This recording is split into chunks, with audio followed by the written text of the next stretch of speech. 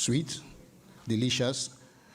We're way behind time, so we're going to try to make some time in this session, make up some time. And my name is Johannes John Langba. I am the director of the College of Humanities Doctoral Academy.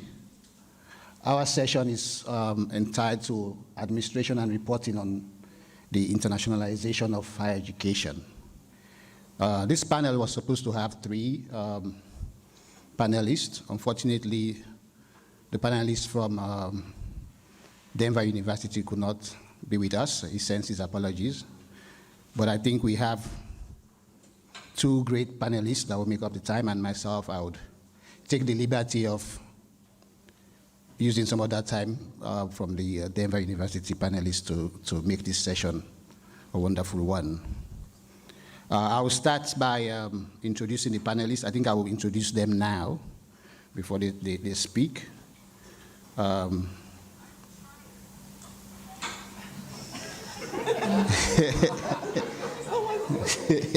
I'm very tired, and this is the session. The session after lunch is always the challenging one, and it's more than what we call the graveyard shift. It's the sleeping shift. But I think we have 2 exciting panelists that will keep you awake. Our first panelist is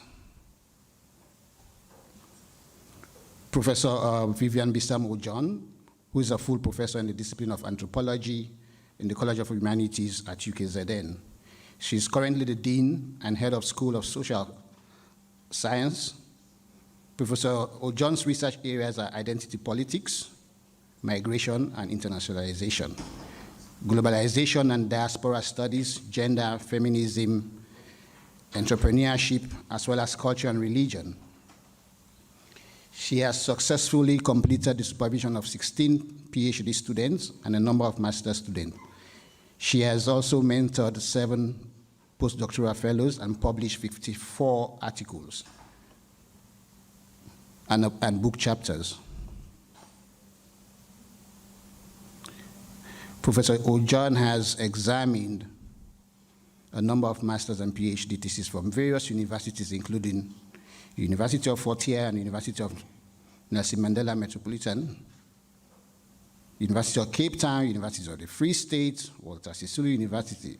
She's a reviewer of more than 20 high-impact factor journals and guest editor of some special issues. Professor Ojong is an NRF-rated researcher since 2018. Ladies and gentlemen, let me welcome in Professor Ojong. Our next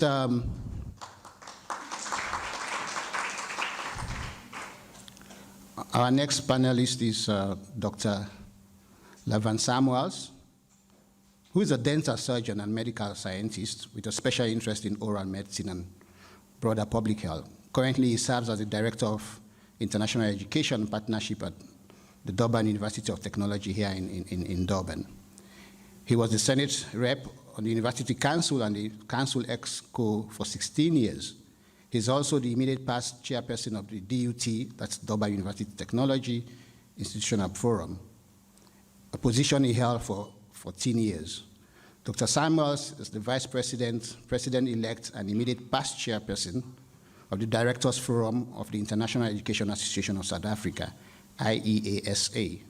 In addition, he's the current Vice Chair and Chair-elect of the South African Nordic Center, SANOD, a consortium of 60 universities across 15 countries from the Southern Africa and Nordic regions. Dr. Samuels is also a member of the steering committee of the International Virtual Exchange Consortium and represents South Africa on the network of International Education Association, the peak global body for international education associations. Having come from the field of health sciences, Dr. Samuel has served as the academic head of the Department of Dental Sciences and Environmental Health at DUT, Faculty of Health Sciences. He's also served as a Deputy Dean and Acting Executive Dean in the Faculty of Health Sciences. Prior to his current role, Dr. Samuel served a 5-year term as a board member of the Health Professions Council of South Africa, HPCSA, and serve as the Ethics Monitoring Advisory Committee of the internationally funded Reducing HIV in Adolescents Research Project. I'll go on and on and on, and it's long. Yeah. Please bear with me. We can share his, but it's an esteemed academic and administrator. Please join me in welcoming Dr. Samuels. Thank you. Ladies and gentlemen, we've been here the whole day, and we one of the presentations this morning was from the Chief Directorate of the Department of Higher Education and Training, talking about the South Africa framework on higher education, internationalization in higher education in South Africa.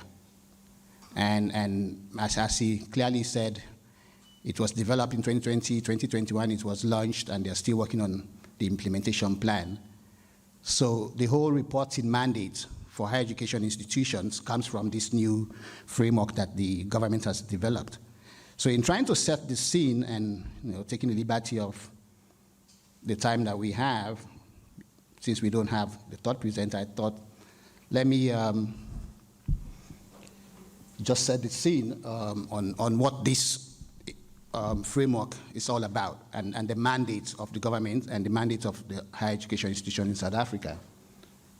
I'm not sure if I can move the mic. Where is it? Yeah.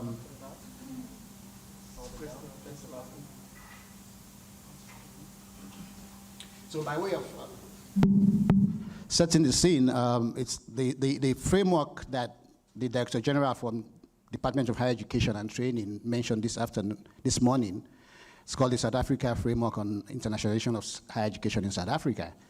And the background and context is that it's determined in terms of Section 3 of the Higher Education Act as amended in South Africa. And it's prepared by the Chief Directorate, University Education Policy and Support, and published by the Department of Higher Education and Training. It was enacted in 2021. It was developed in 2020, actually. And what's the policy mandate? And most of this is coming from that framework. I thought, let me just summarize what are some of the key issues, not just for universities in South Africa, but the colleagues that are visiting us, and what our mandate is. The policy framework for internationalization in South Africa is determined, like I said, in terms of Section 3 of the Higher Education Act, 1997. We state that the minister must determine policy on higher education after consulting the Council of Higher Education in South Africa. The minister must publish such policy by notice in the Gazette and table such policy in Parliament. So it's really high-level stuff. The policy framework is set in compliance with, obviously, the terms of foreign policy and related strategies. So it's a policy, foreign policy imperative of the government of South Africa and universities as well. It's also set in compliance with and gives priority to the SADC Protocol on Education and Training of 1997 and all other regional agreements and relevant continental agreements. And I'm not going to read this, but just to remind us, there are, in South Africa, as most African countries probably, we talk internationalization, but there were, especially in South Africa, there was no policy framework that really defines some of what we mean by what we are doing. So who is an international student, for example? It's clear now that an international student means an individual registered as a student in a public or private higher education institution in a country other than their country of citizenship or resident. Permanent residents are regarded as South Africans. I think this is very important for universities. I mean, we advertise, we have university policies, and sometimes we exclude permanent residents of South Africa as not South Africans. According to this policy, if you are in a higher education institution and a permanent resident of South Africa, you are considered when it comes to university or higher education benefits or opportunities. And we talked about internationalization at home, what that really means, it's in this policy. what does internationalization of higher education really means. And we've been here this morning, we're talking about internationalization of higher education. We now have a policy mandate, and we now have a definition. It means an international or steered process to incorporate intercultural, international, and/or global dimensions into higher education in order to advance the goals, functions, and delivery of higher education, and thus to enhance the quality of education and research. That last one, research. Internationalization really includes whatever we do in research. And obviously, the whole issue of internationalization of the curriculum, which is a highly contested area. And we had a session on student mobility. What does that really mean? According to this policy, it refers to the movement of students between higher education institutions. And what does co-badge qualification means? What is distance education? I'm not going to go through that. Double degree. What is a double degree according to this policy? What is a dual degree? And we share this slide so the colleagues, especially at UKZN and also our international partners, what is a consecutive qualification? I know there are people from France here. What is a couture? I hope I'm pronouncing it well. What's cross-border education? What's a degree supplement? But lastly, what is a higher education institution? Means, according to the policy, any institution that provides higher education on a full-time, part-time, or distant basis, and which is established or deemed to be established as a public higher education institution under the Act, declared as a public education institution under the Act, registered or conditionally registered as a private institution under the Act. So these are very important reminders as we engage today on how we can report on higher education activities. So we as institutions, higher education institutions in South Africa, have a policy imperative to report on our activities.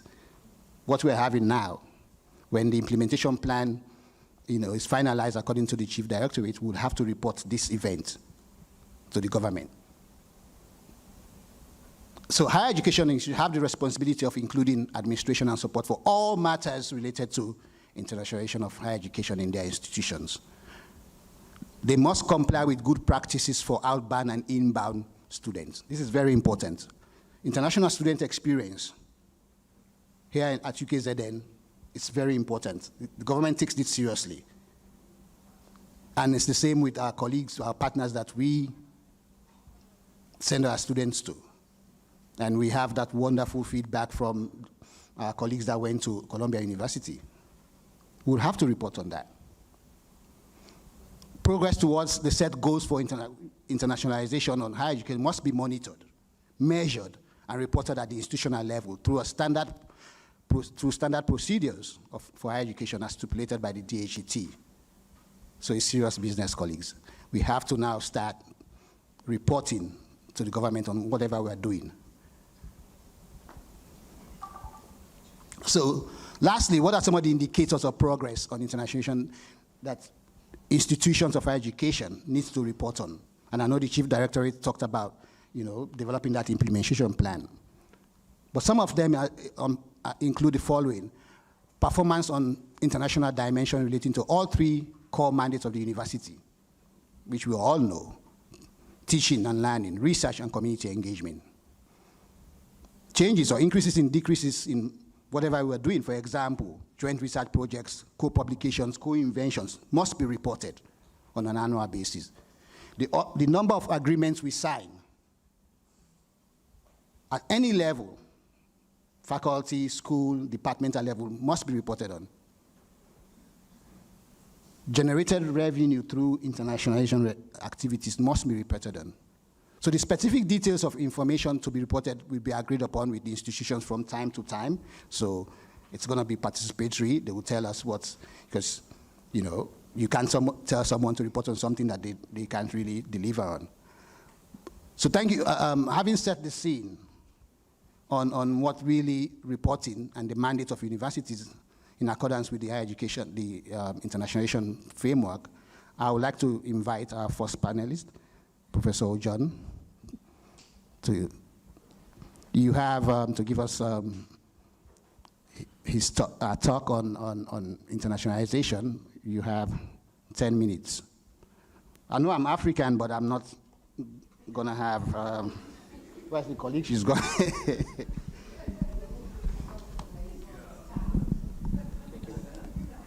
can just put it back. Thanks.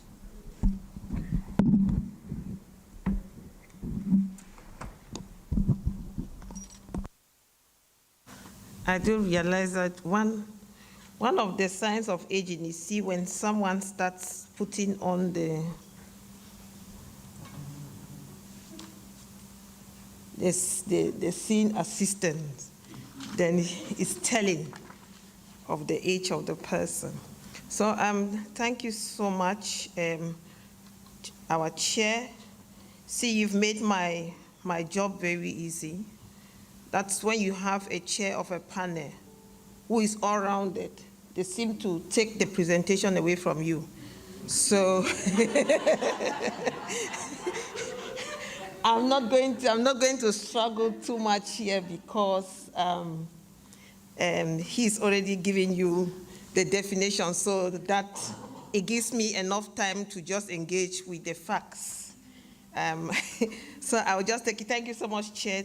Thank you, participants. I thank those who are listening virtually. So I'm going to be focusing on internationalization as a strategic think tank for Africa's development. I really want to look at what role UKZN plays in the development of knowledge. And my major focus is going to be on postdoc, because it's a strategic angle for us.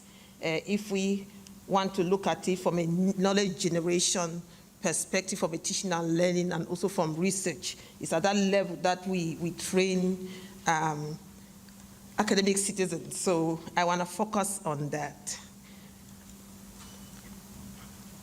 Okay, so like I said, I'm not going to look at definitions. He's helped me out with that, so I'm gonna be very quick. Let's look at the next slide. Let's move to the next, thank you.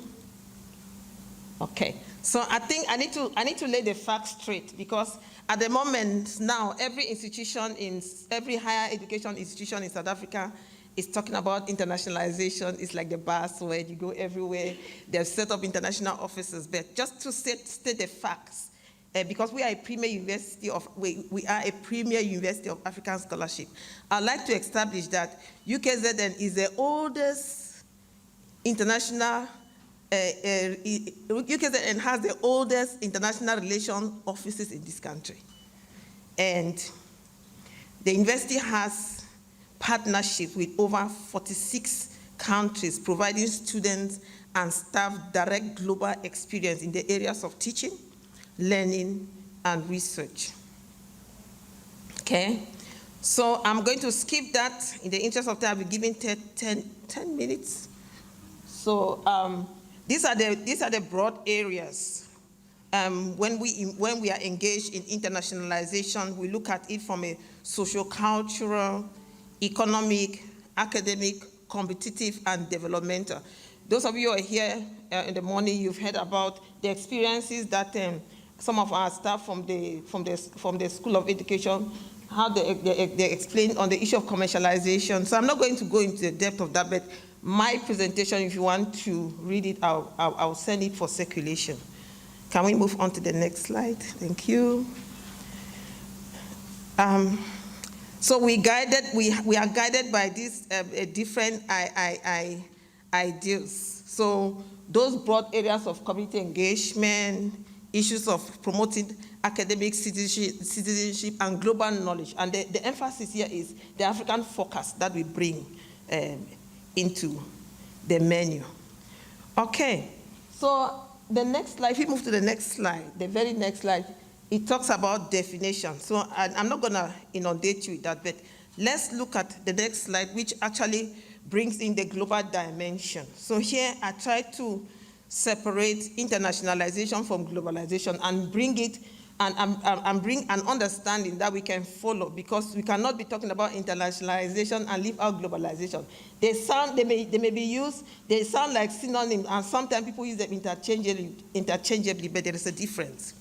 So let me just try to look at this interconnected and integrated meaning of internationalization and globalization. So with internationalization, we see the increasing interconnectedness of national education systems without the boundaries between them, or the authority of national governments over these systems being brought into question.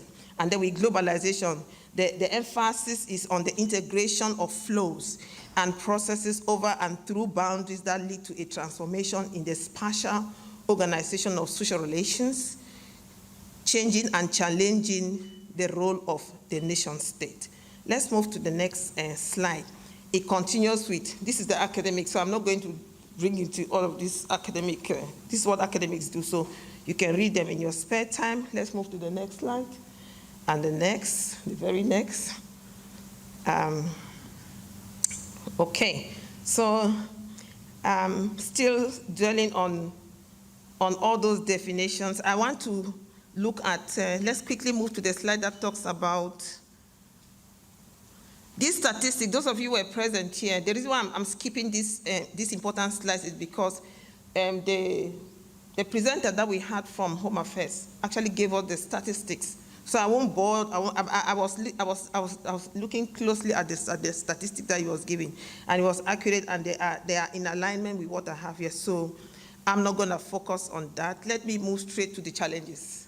I'll look at the challenges, and then I just want to speak on the way forward. How do we enhance internationalization in a way that speaks to, or that addresses all issues, both for us, South Africa, for the African continent, and for the rest of the world as we engage.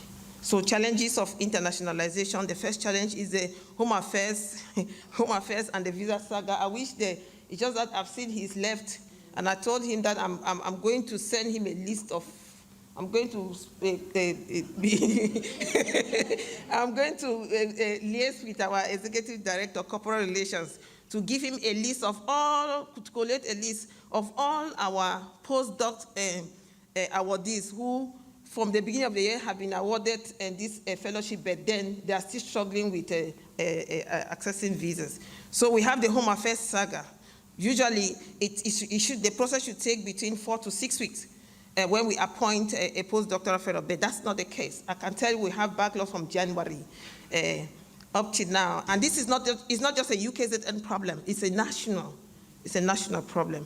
Then we have the issue of the external environment. Just because of time, I cannot go into the details of this. We're trying to engage. We are trying to engage with the rest of Africa. We want to internationalize. But you see, just like when we go to engage with the global north, there's the expectation that the north is supposed to provide the resources. So you must also know that we are like I don't want to use the word, but when we engage with Africa, with the rest of Africa, we are supposed to be providing the resources for that engagement. We're supposed to foot the bills, and so those are the challenges. But we do not want to engage under those kinds of conditions. We want to engage equally. Okay, we want to engage equally. So that is where the challenge is. We need to go back to the drawing board and ask ourselves, how do we engage in a way that we're not seem to be doing what we are criticizing the North for? Okay. Then the next challenge is skill and capacity. How do we internationalize the mindset of the new generation academics? That's the other challenge. How do we get them? How do we get them to understand the importance? And that's why that group, I really appreciate the work that Provost has done with his school. The group of young and emerging academics who went to the University of Columbia. You can see now from that position, we are able to inculcate a mindset of internationalization, because that is the future of knowledge production. We cannot be global and just decide to stay local and then expect to produce a kind of knowledge that will be consumed with respect by the North. They will also have funding. They will have the funding challenge for internationalization. How do we fund mobility project? How do we fund it? I will ask myself, where did you get money from? I'm thinking like, I need to tell us, where did you get money to fund 20 academics to live in Colombia for 6 months? So we need money. So I'm glad our DVC of a research, Professor Moshabela, is here, and he can hear us. So when we knock at his doors, he should release the funds. So we have those challenges. We need to, also the challenge, we must differentiate between restructuring and refocusing. That difference needs to be clear. Can I go to the next slide? I'll be quick. Don't mind, I'll be quick. The next slide, which looks at, okay, let's move to the next, the very next. Some of the benefits. Let's look at quickly some of the benefits of internationalization. We have the issue of knowledge exchange. It strengthens research. We are able to internationalize our curriculum. We are able to enhance profile and a reputation of the university. Just this morning, before I came here, I received an email from someone. The person wrote to me and said to me, "Hi, Prof, can you please add me on your research profile? You know, I'm a graduate I hold a PhD from your university. It will increase my profile." I'm thinking like, okay, so they're beginning to get it. So you see, internationalization, what it does is that it enhances our profile. It enhances the profile of all those involved in that collaboration. So it also brings solidarity and cooperation. We've seen from the COVID era how through collaboration we're able to fast track a technological development, innovation, and creativity, and then it brings us together. You see, those who listen to that presentation from medicine, you can see how it brings people together. Then we have increased diversity of students, like the Colombian experience, where they say that most of the students in the postgraduate classes are postgraduate. Can we move to the next slide quickly? Which looks at immigration policy as an enabler. The policy of immigration as an enabler.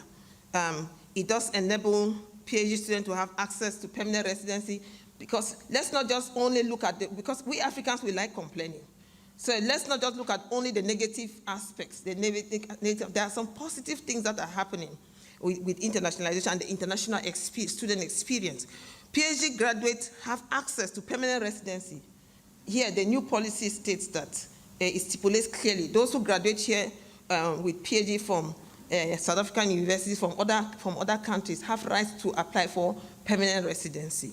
So, and then it does, they are able to access visas, South African visas for attending conferences. They also have, they are able to have, South Africa also offers visas for cultural, economic, and social exchange. And then they are able to apply for visa just for the purpose of conducting research. And then there's also the issue of a critical skills visa, and it's open for PhD students, who've graduated from South African universities. Can we move to the next slide and the next? Internationalization, I'll be 3 minutes. Okay, 3 minutes, I'll be done. Internationalization and African scholarship. I think because this is very important, I can't just leave this out. Okay, so UKZN, through its non-restrictive policy on granting postdoctoral fellowship to other African nationals, is intentionally pioneering and promoting African scholarship and increasing the knowledge base of the continent. That's very key.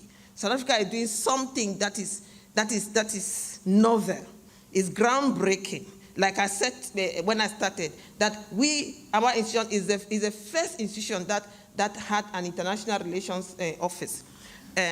So there's issue of there's academic freedom is a central prerequisite. UKZN seeks to strengthen international collaboration. We have the expansion of North-South partnership. UKZN students tend to attend conferences or take up postdoctoral fellowship as institutions in the global. So it's a global exchange that's taking place there. Okay. So I'll skip that. I will share the document in my 2 minutes. I think I spoke for one. In 2 minutes that I have, I want to quickly. I'll look at a way forward. I'll do a way forward. But before I get there, the visa processing time is too slow, and many postdocs end up failing to register on time. Those are some of the challenges. And some don't even register. Some don't register at all. Imagine that we send those appointment letters saying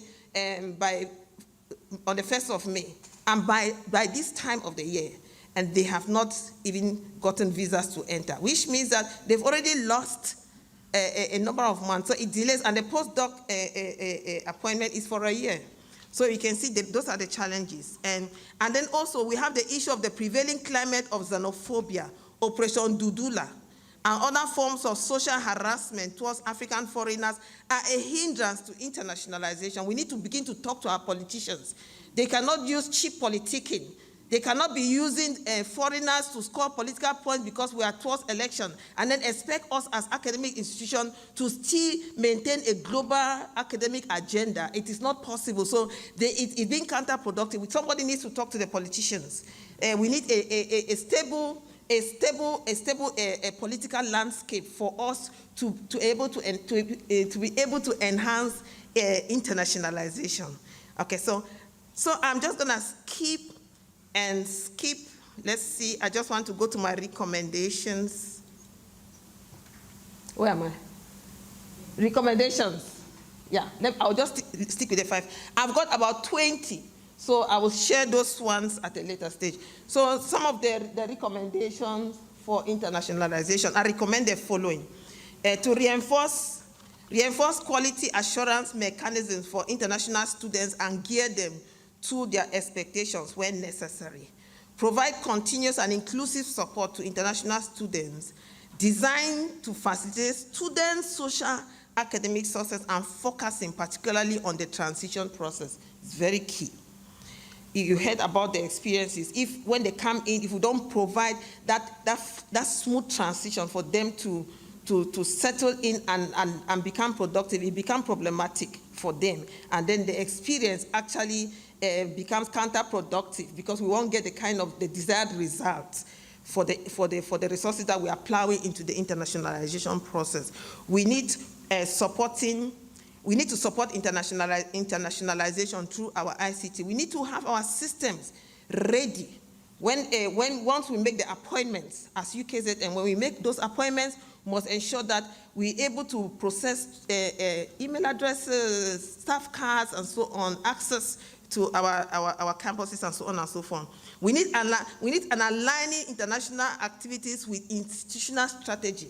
And I'm glad because our Vice Chancellor of recent spoke about this, and internationalization has become one of the key enablers in the strategic plan for the next 10 years. I think this is very important.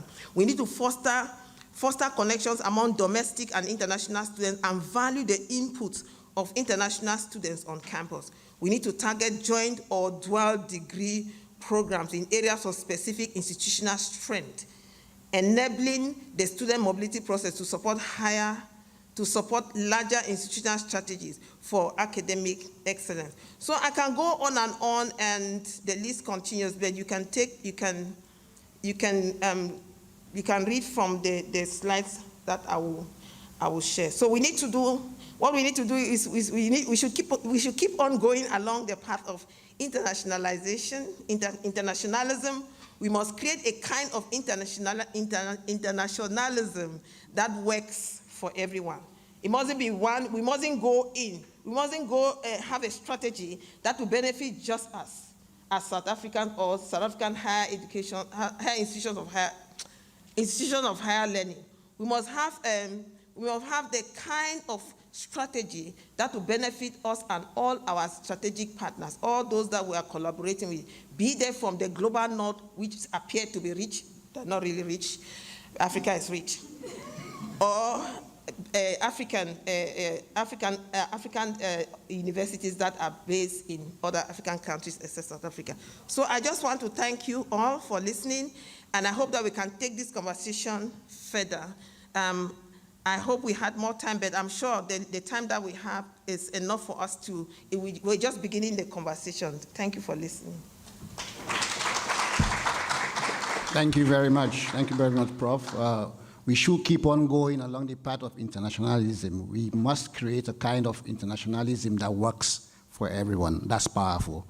Thank you very much. Ladies and gentlemen, we're going to take the next speaker, and then after that, we'll spend 10 minutes on questions. Thank you.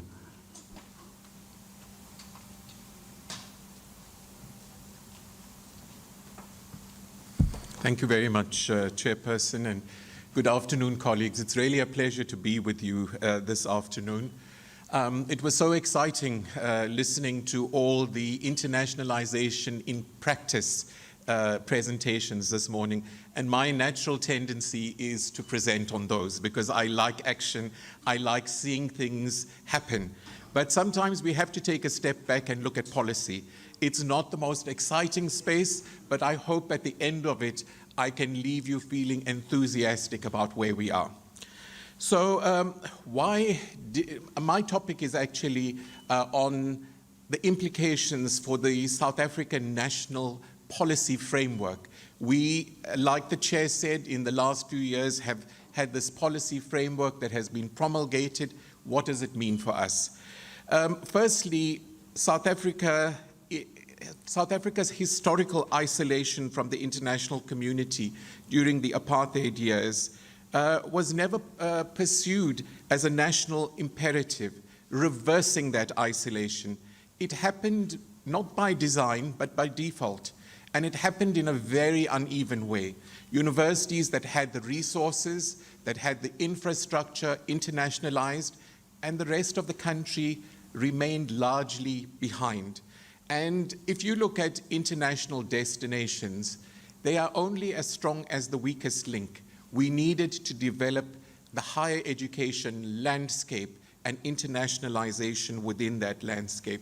The International Education Association of South Africa, that you heard I've been part of for many years, recognized the need for this national policy on internationalization as early as 2003 and approached government on it. It took more than 16 years before that was promulgated. It's how slow the wheels of bureaucracy turn, and it's why we as universities need to take the lead and often do things in spite of there not being guidance and a policy framework and drive these matters. So what was this all about? If I were to put it in a nutshell, it was about claiming our space in the international community. It was about staking our claim and saying that we are players in the international sphere. And we had a right to do that because South Africa has always been in the top 10 destinations for international students in the world. So, you know, at the top end are countries like the US, the UK, China, Australia, New Zealand. But for us to be in that top 10 was quite significant. I'm sad to say, though, that since COVID, those numbers have declined, but we are still in that league. I then would like to say something about this. It was very, very deliberate that this be a policy framework because we needed to establish a framework within where universities could apply their own flair and creativity. This was about saying these are the minimum standards. You develop from there. It was about outlining priorities. It was about outlining where we should go generally. So, for example, one of our priorities is South-South collaborations. So the policy framework is very clear that we should be looking just north of our borders immediately. We should be looking at Southern Africa. We should be then looking at the rest of Africa. We should be looking at the global South. We should be looking at BRICS, which is aligned to government policy. Not ignoring our colleagues in the global North, but remember that is already an area of strength. We needed to build the rest of it.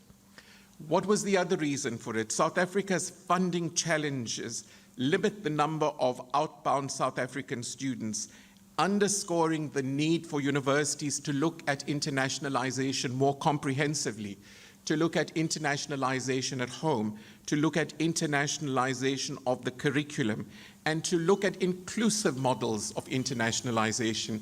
When I started in this job years ago, internationalization was something that was exclusive, elitist, and in most cases, elusive.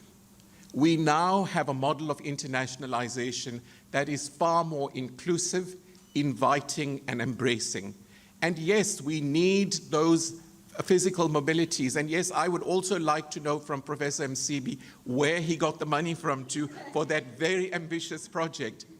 But we need to augment that with internationalization that reaches all our students and staff. So at DUT, in responding to this policy, it was our commitment to the other 99%, those students that would never leave our borders, those staff members that would take many years to get to that international conference, or having a visiting professorship. It was our commitment to take those international dimensions to those students and to those staff members. South Africa also used internationalization to improve scholarship, research, and innovation, but in the absence of this macro policy, there were limitations. With this policy, you see partnerships with the NRF, with the HSRC coming in. Multilateral arrangements have become far easier with this policy framework in place. The purpose of the policy is to guide, regulate, support, facilitate, and we heard about the need to now report on it. But I think the reporting, for me, is the more bureaucratic part of it, because that is really the transactional part of internationalization. For me, our focus should be on the transformational aspects of internationalization, because that's where the change comes. And that's where we as academics and academic managers need to put in our effort. After all, when all the credits are counted and all the rands and cents are counted, internationalization is a contribution to the broader human project. It's about making systemic changes. It's about making changes in the lives of individuals. It's about making changes at universities and bringing people together. It's about building bridges and breaking walls. The policy framework also aims to encourage educational institutions to be creative in developing policies within their university, but also processes that are facilitative, programs within the university. At DUT, we committed some years ago, prior to COVID, to looking at how technology can drive internationalization. After all, we are a university of technology, and we invested heavily in collaborative online international learning and virtual engagement. And it's not easy to embed that at a university. It's not easy to reach a tipping point where it is taken up. I remember initially when I took the concept to the university, I had 6 deans who said to me, that is not real internationalization. We need to find funding for physical mobilities. We all know that's not possible. The Erasmus program, with all the funding in the world in Europe, has not been able to achieve more than 20% mobility. That figure sometimes drops in some years to 5%. In the US, that figure is 7 to 8%, the biggest economy in the world. In Africa, that drops to under 1%. So how do we address that? You certainly can't get the funding. If Europe hasn't achieved it with all the funding, and we all know Europe is so small that you can literally internationalize on a bicycle in a day. So we needed to think broader and deeper. The policy certainly does give us, clear rules and processes and procedures, particularly on joint qualifications, where I think it's needed, because maintaining academic integrity, academic standards, getting the registrar's office in is vitally important. But I think that balance between that type of regulatory framework and the creativity is really important. I think for me, what stands out in the policy is that it is a comprehensive approach addressing key aspects of internationalization and actually allowing universities to embrace internationalization and embed it in the fabric of the university. What are some of the things that for me don't stand out so well? The definitions, and the chair raised some of them, so I won't actually go back to them, but they are very Western notions of internationalization.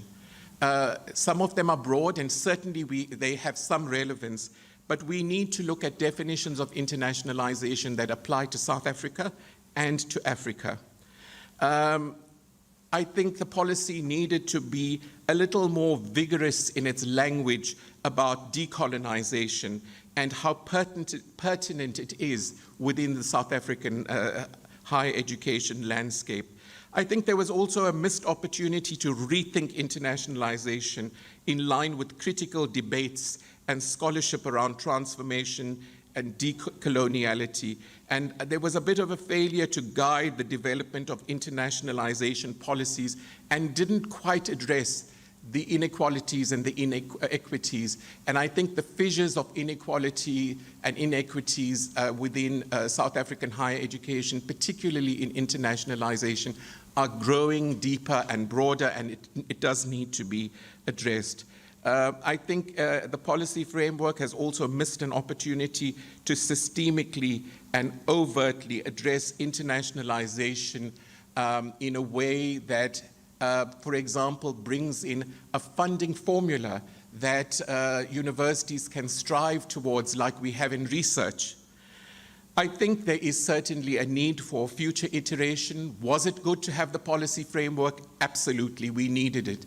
But I think we should see this as a developmental approach where we need to go back and to have another iteration. We need to look at it perhaps with a post-COVID lens, because remember, this came in just before COVID, so we certainly need that post-COVID lens.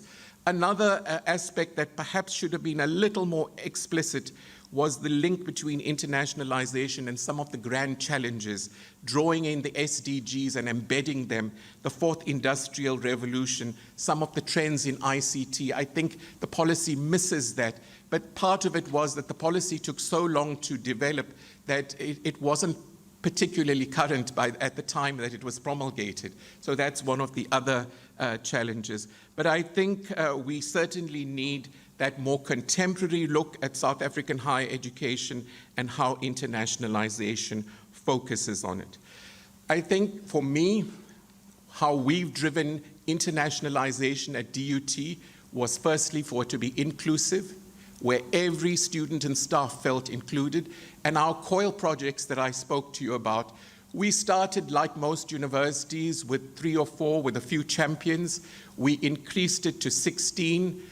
And then we had a Igniting COIL at DUT project, and it took it to 32.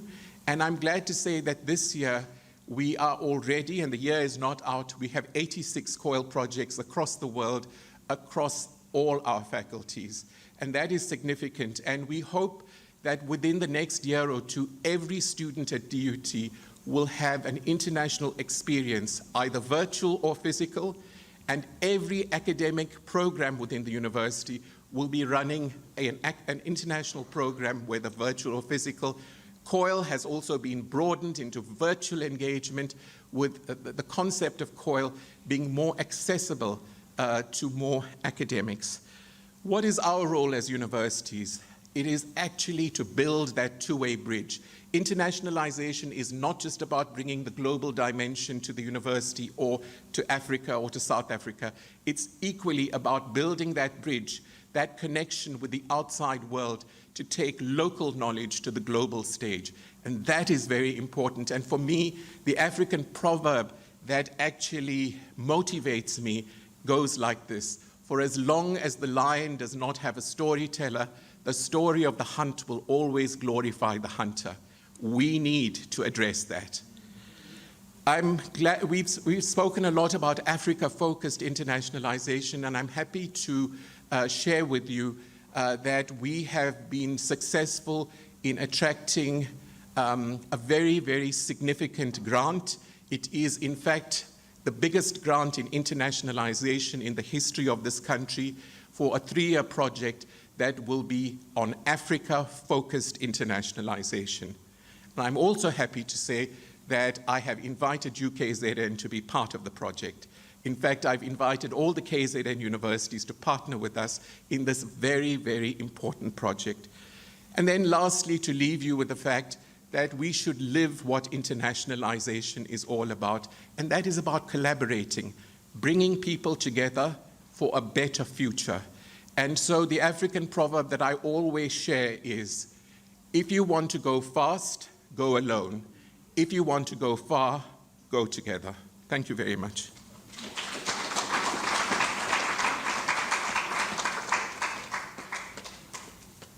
Thank you very much, Dr. Samuels.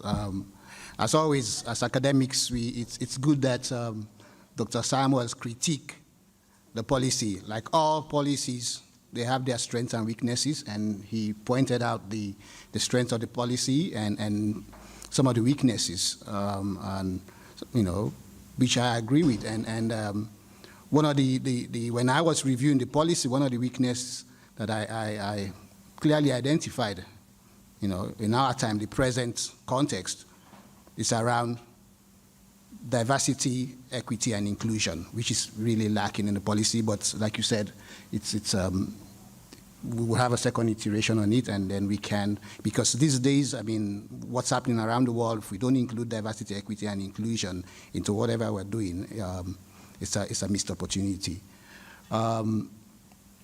The other challenge, and I know Prof. Ojong also mentioned some of it with regards to student exchange, and Dr. Samuel talked about the poor uptake of student exchange and internationalization and so on, is the fact that, and which this policy speaks to, that universities in South Africa struggle with, and even the partners we engage with, how do we align our curriculum and courses with wherever the students, the urban university, where they are going. I mean, and one of the reasons, from my experience in the last 15, 20 years, is students don't usually, especially in the South, want to go because they will spend a semester at and this is undergraduate students. I mean, sometimes when we talk about internationalization, we only try to focus on PhD, but we talk undergraduate students, for example, who want to go to, the School of Social Work at Denver University for a semester, and they go there and they take a module or course. When they come back, we don't, transfer the credits because it doesn't align with our, and sometimes, so this student who has gone for maybe 1 semester or 2 semesters comes back, her classmates have moved on to maybe junior or fourth year, and she has to take that module that she missed when she was away. So how do we, and that policy clearly states, not what we have to do, but remind us that, and that's some of the definition on what a dual degree is and how we can align some of our, and that's the biggest challenge for me. And if we, especially for undergraduate degrees, professional degrees as well. So in the interest of time, I want to ask that we take 2 questions, actually 3 questions, one directed at Dr. Samuels and the other one probably directed at Prof. Ojong, and maybe a wildcard question, so 3. But before we do that, I want to start with a question, and I know just a clarity question for Dr. Samuel. He talks about COIL, to probably explain what COIL is. It's an acronym in COIL for the benefit of the audience. Thank you, Chair. COIL is Collaborative Online International Learning. It's a pedagogy that started at the State University of New York about 15 to 18 years ago.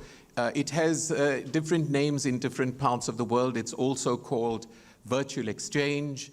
It's called global learning in some contexts, and I know in the UK it's called OIL, Online International Learning. They leave out the C, which I think is really important.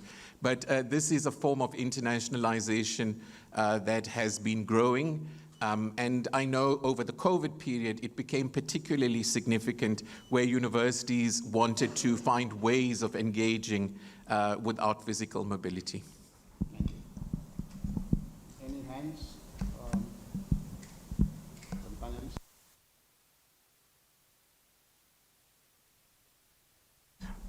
Thank you. I just realized from your abbreviation COIN, because that was my question relevant to that. Taking the advantage of COVID period, have you made any exercise to interchange the teaching activities, or that could be easier during that time period, because we have everything in online. Have you made any exercise on that has happened, and how good it was? I'm talking about in terms of Africa countries. because the one we have, the disadvantage is the connectivity, the internet connections. Because sometimes our students are in very rural areas where they don't have, the connection is very poor, they can't even get into the Zoom or any other online forum. Any thought on that, and how does your COIN, the project, can be interface the connectivity problem to be addressed as well? Thank you. Yes. I think firstly, yes, the COVID period did see an acceleration of COIL and COIL-like activities, but we had invested in COIL and committed to COIL before COVID, but it gave us an opportunity to accelerate. The digital divide is very real, particularly in Africa, but also in South Africa where we have load shedding. So those are challenges that we had to look at. We were determined to find new African partners where COIL had not taken on any significant role. So we did reach out to African partners and we helped them develop COIL for the first time. So we've been able at DUT to develop 4 professional development modules where we train our academics in COIL, and we did this with our partners. So we designed the modules to help new African partners come on board, and we had to adjust that design to meet the digital challenge. And the way we did it was to actually change the balance between synchronous teaching and asynchronous teaching, so that you would have asynchronous availability of material for students to work when there was a digital challenge, when there was a challenge of electricity, but then also have opportunities for real-time engagement. So that is where the balance came. But very, very important, I think, in changing that is the training. Because COIL is quite specific. It needs your academics to look at the pedagogy in some detail, to look at the learning outcome. And that training that we intensified during COVID stood us in good stead. We are now training across the world. We are training for a group of research-intensive universities, the Matariki Consortium, and our training initiatives have actually not only allowed us to bring in new partners, but it's allowed us to move into spheres of international engagement that would not have been possible without COIL. Thank you. Any other?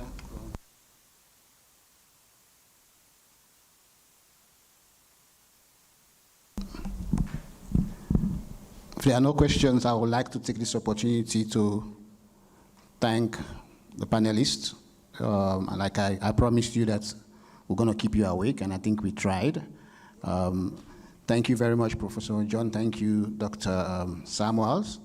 I also want to thank the organizers, the chair, and the Zondo Commission for a wonderful game. But in ending, I mean, in internationalization, and we have international partners here. I know Dr. Samuels talked about load shedding. In South Africa, power outage or blackout is called load shedding. And load shedding, power outage affects COIL, the online learning. And not only that, the time difference as well. I know personally we tried to, think about develop a proposal for COIL where students can take online learning in the US, whilst the American students are taking the course, but the course runs 2 a.m. in South Africa. So that's one of the challenges of COIL, and students can really stay up at 2 a.m. Thank you very much for listening, and thank you.